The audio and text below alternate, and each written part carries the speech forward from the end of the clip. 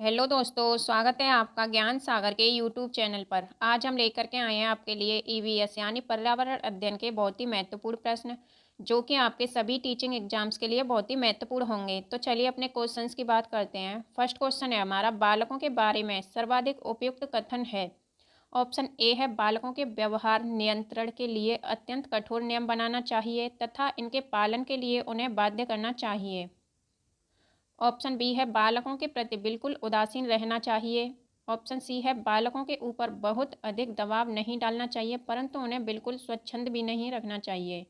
Option D है, बालकों का व्यवहार परिवर्तनशील होता है अतः उनके व्यवहार नियंत्रण के विषय में कुछ भी नहीं कहा जा सकता। तो इसका सही आंसर होगा ऑप्शन नंबर सी, बालकों के ऊपर बहुत अधिक दबाव नहीं डालना चाहिए परंतु उन्हें बिल्कुल स्वच्छंद भी नहीं रखना चाहिए।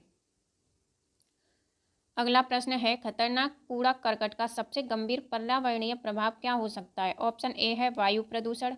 ऑप्शन बी है भूजल का दूषित होना। ऑप्शन सी है कचरे के लिए अधिक भूमि का उपयोग होना। ऑप्शन डी है प्राकृतिक आवास या हैबिटेट का विनाश। तो इसका सही आंसर होगा ऑप्शन नंबर बी, भूजल का दूषित होना। नेक्स्ट प्रश्न है, कौन सा वाक्य प्रयोगात्मक कार्य के महत्व से संबंधित नहीं है। ऑप्शन ए है, छात्रों में सृजनात्मक दृष्टिकोण पैदा होता है। ऑप्शन बी है, समस्याओं को हल करने की क्षमता विकसित होती है। ऑप्शन सी है, प्रयोगात्मक कार्य द्वारा व्याख्यान तथा पुस्तकीय ज्ञान का सत्यापन संभव है। ऑप्शन डी है, प्रयोगात्मक कार्य केवल आनंद के लिए किया जाता है। तो इसका सही आंसर होगा ऑप्शन नंबर सी, प्रयोगात्मक कार्य द्वारा व्याख्यान तथा पुस्तकीय ज्ञान का सत्यापन संभव है। अगला प्रश्न है, पर्यावरण शिक्षा व्याख्या करती है। ऑप्शन ए, मानव व समाज के बीच सहसंबंधों की। ऑप्शन बी है, मनुष्य व प्रकृति के बीच सहसंबंधों की। ऑप्शन सी है, धर्म व जाति के बीच सहसंबंधों की। ऑप्शन डी है, मानव व विज्ञान के बीच सहसंबंधों की। तो इसका सही आंसर होगा ऑप्शन नंबर बी, मनुष्य व प्रकृति के बीच सहसंबंधों की। नेक्स्ट प्रश्न है, वायुमंडल में ग्रीन हाउस गैसों की बढ़ती हुई प्रचुरता निम्नलिखित में से किस एक के अलावा अन्य सभी का कारण है। ऑप्शन ए, सार्वभौम तापमान। ऑप्शन बी, समताप मंडल में ओजोन परत का रिक्तकरण। ऑप्शन सी, ऑक्सीजन उर्वरण प्रभाव। ऑप्शन डी, कार्बन डाइऑक्साइड उर्वरण प्रभाव। तो इसका सही आंसर होगा ऑप्शन नंबर सी, ऑक्सीजन उर्वरण प्रभाव।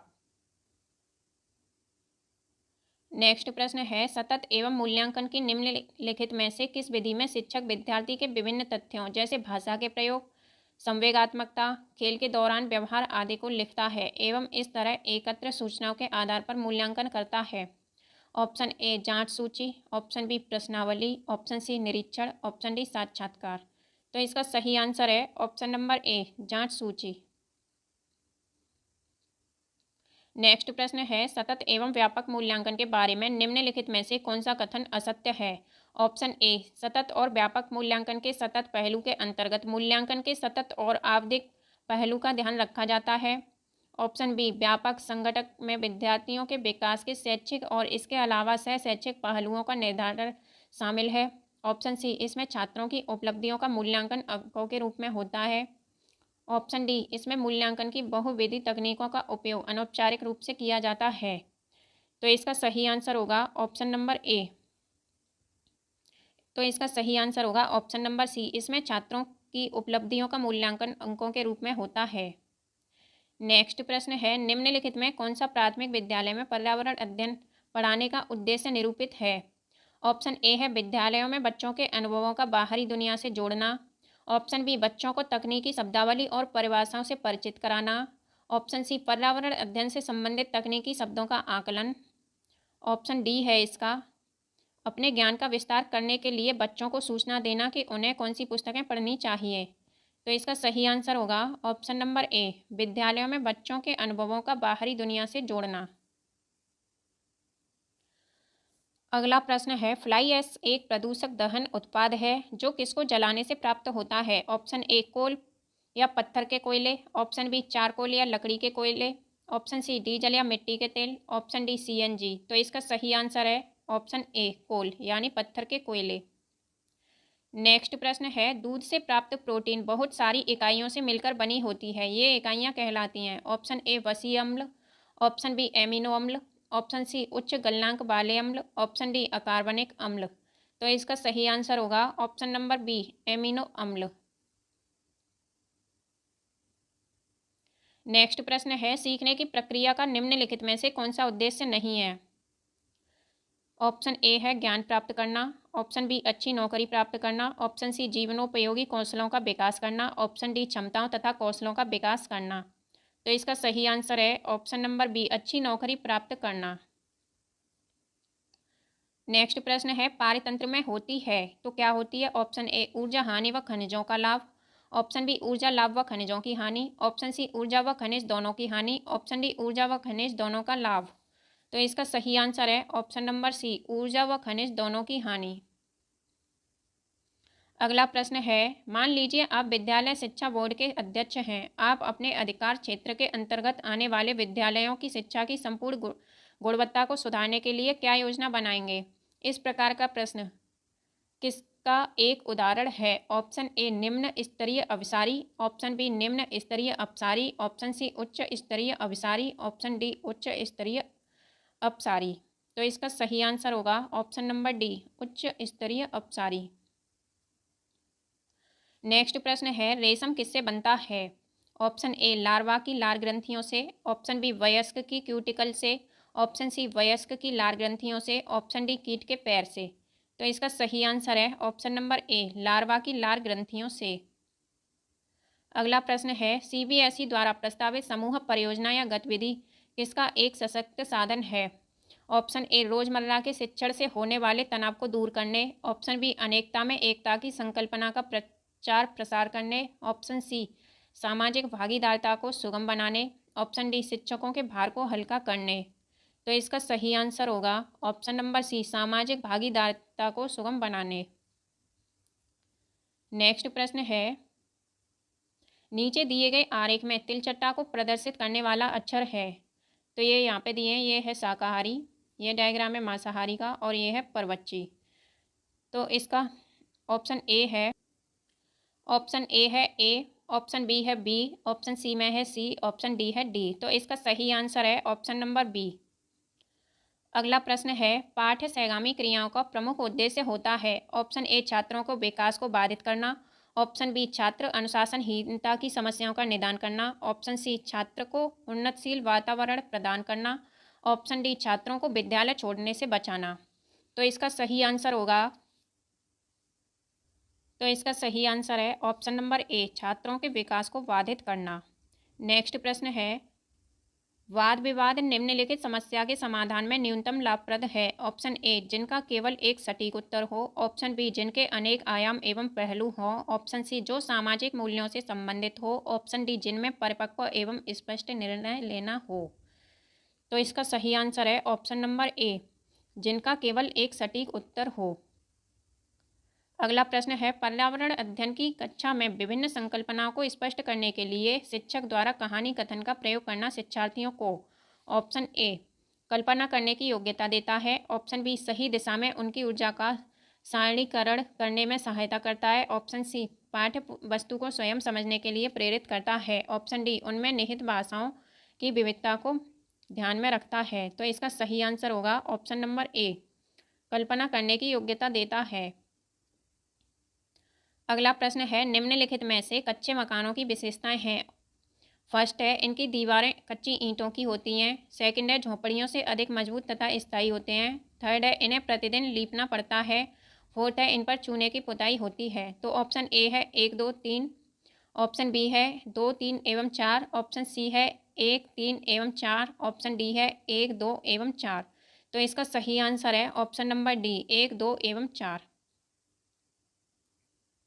नेक्स्ट प्रश्न है, आमाशय में संवेदी तंत्रिकाएं काटने या पूरी तरह निकालने पर ऑप्शन ए भूख पूर्णतः खत्म हो जाएगी, ऑप्शन बी व्यक्ति अभिज्ञात जरूरत के हिसाब से खाएगा लेकिन उसे अंदरूनी भूख नहीं लगेगी, ऑप्शन सी खाने में कुछ बदलाव तो आएंगे लेकिन भूख लगेगी, ऑप्शन डी मरीजों को खाने का प्रशिक्षण दिए जाने की जरूरत पड़ेगी अन्यथा वे अनजाने में भूख से मर जाएंगे। तो इसका सही आंसर होगा ऑप्शन नंबर सी, खाने में कुछ बदलाव तो आएंगे लेकिन भूख लगेगी। नेक्स्ट प्रश्न है, शिक्षक तथा अभिभावकों के मध्य अंतःक्रियाओं को उपलब्ध कराने का मुख्य उद्देश्य है। तो ऑप्शन ए है विद्यालय में हो रहे क्रियाकलापों के बारे में जानकारी को साझा करना। ऑप्शन बी है पुनर्वलन और सुधार के लिए बच्चे की योग्यताओं और कमजोरियों के बारे में चर्चा करना। ऑप्शन सी है एक दूसरे के साथ सामाजिक संबंध विकसित करना। ऑप्शन डी है एक दूसरे की कमियों को उजागर करना। तो इसका सही आंसर होगा ऑप्शन नंबर बी, पुनर्वलन और सुधार के लिए बच्चों की योग्यताओं और कमजोरियों के बारे में चर्चा करना। अगला प्रश्न है जंगल में आग प्रकरण को पढ़ाते समय एक शिक्षक आग की अवधारणा को स्पष्ट करते हुए निम्नलिखित प्रश्न पूछता है। फर्स्ट है क्या आग हाथ जला सकती है। सेकंड है खाना किस में पकाया जाता है। थर्ड है दो पत्थरों को आपस में घिसने से क्या होता है। तो शिक्षक शिक्षार्थियों में निम्नलिखित में से कौन सा कौशल विकसित करने का प्रयास कर रहा है। ऑप्शन ए वर्गीकरण कौशल, ऑप्शन बी चिंतन कौशल, ऑप्शन सी संवेगात्मक कौशल, ऑप्शन डी अवलोकन कौशल। तो इसका सही आंसर होगा ऑप्शन नंबर बी, चिंतन कौशल। अगला प्रश्न है गुरुत्व केंद्र की अवधारणा को स्पष्ट करते हुए एक शिक्षक कक्षा में बहुत से उदाहरण देता है। इनमें से कुछ निम्नलिखित हैं। फर्स्ट है वृत्ताकार पटल का गुरुत्व केंद्र वृत्त का केंद्र होता है। सेकंड है समान छड़ का गुरुत्व केंद्र छड़ का मध्य बिंदु होता है। थर्ड है वर्गाकार पटल का गुरुत्व केंद्र उसके विकर्णों का कटान बिंदु होता है। तो निम्नलिखित में से सही उदाहरण कौन सा है। ऑप्शन ए है 1 एवं 2, ऑप्शन बी है 2 एवं 3, ऑप्शन सी है 1 एवं 3, ऑप्शन डी है ये सभी। तो इसका सही आंसर है ऑप्शन नंबर डी, ये सभी। नेक्स्ट प्रश्न है आपका एक मित्र हाथों को साफ रखने के संदर्भ में आपको निम्नलिखित तरीके बताता है। फर्स्ट है खाना खाने से पहले और बाद में हाथ अवश्य धोएं। सेकंड है हाथ धोने के लिए केवल हैंड वॉश का प्रयोग करें। थर्ड है हाथों को धोने के बाद सूखे कपड़े से जरूर पोंछ लें। फोर्थ है हाथों को धोने के बाद उन पर तेल अवश्य लगाएं। ऑप्शन ए है 1 एवं 2, ऑप्शन बी है 2 एवं 3, ऑप्शन सी है 1 एवं 4, ऑप्शन डी है 3 एवं 4। तो इसका सही आंसर होगा ऑप्शन नंबर सी, 1 एवं 4। अगला प्रश्न है वायु में भार होता है शिक्षार्थियों को समझाने के लिए उपर्युक्त गतिविधियां हैं। फर्स्ट है खाली उल्टा बीकर पानी की सतह के ऊपर रखें और उसे नीचे धकेलें। सेकंड है स्ट्रॉ के माध्यम से जूस को खींचना। और थर्ड है गुब्बारे में हवा भरना। फोर्थ है 2 भरे हुए गुब्बारे एक छड़ से बांधें तथा साम्यावस्था में ले आएं, तब किसी एक गुब्बारे को फोड़ दें। तो इसका ऑप्शन ए है 1 और 2, ऑप्शन बी है 1 और 4, ऑप्शन सी है 2 और 4, ऑप्शन डी है 1 और 3। तो इसका सही आंसर है ऑप्शन नंबर बी, 1 और 4। अगला प्रश्न है भोजन व्यवहार पर सांस्कृतिक मूल्यों के प्रभाव के बारे में निम्नलिखित में से क्या सही है। ऑप्शन ए है वे स्वाभाविक स्वाद विमुखता के प्रमुख कारण हैं। ऑप्शन बी वे विभिन्न आहारों के उत्प्रेरक महत्वों को अत्यधिक प्रभावित करते हैं। ऑप्शन सी वे विभिन्न आहारों के प्रति एक व्यक्ति के स्वाद का निर्धारण करते हैं। ऑप्शन डी ग्रहण किए गए आहारों की मात्रा पर उनका समस्तर प्रभाव होता है। तो इसका सही आंसर होगा ऑप्शन नंबर सी, वे विभिन्न आहारों के प्रति एक व्यक्ति के स्वाद का निर्धारण करते हैं। अगला प्रश्न है एनीमिया होने का मुख्य कारण है। ऑप्शन ए खून में लौह की कमी, ऑप्शन बी शरीर में विटामिन सी की कमी, ऑप्शन सी यकृत में पित्त की कमी, ऑप्शन डी शरीर में आयोडीन की कमी। तो इसका सही आंसर होगा ऑप्शन नंबर ए, खून में लौह की कमी। नेक्स्ट प्रश्न है जीव एवं जंतुओं दोनों में मिलने वाली समान क्रिया है। ऑप्शन ए वृद्धि और भोजन बनाना, ऑप्शन बी प्रजनन और भोजन बनाना, ऑप्शन सी प्रजनन और अंकुरण, ऑप्शन डी वृद्धि और प्रजनन। तो इसका सही आंसर है ऑप्शन नंबर डी, वृद्धि और प्रजनन। नेक्स्ट प्रश्न है भूकंप आने का मुख्य कारण है। फर्स्ट है ज्वालामुखी विस्फोट, सेकंड है सुनामी, थर्ड है मानवीय क्रियाएं, फोर्थ है व्हेल मछली का समुद्र में जोर जोर से कूदना। तो ऑप्शन ए है 1, 2 एवं 3, और बी है 2, 3 एवं 4, ऑप्शन सी है 1, 2 एवं 4, ऑप्शन डी है 1, 3 एवं 4। तो इसका सही आंसर होगा ऑप्शन नंबर ए, 1, 2 एवं 3।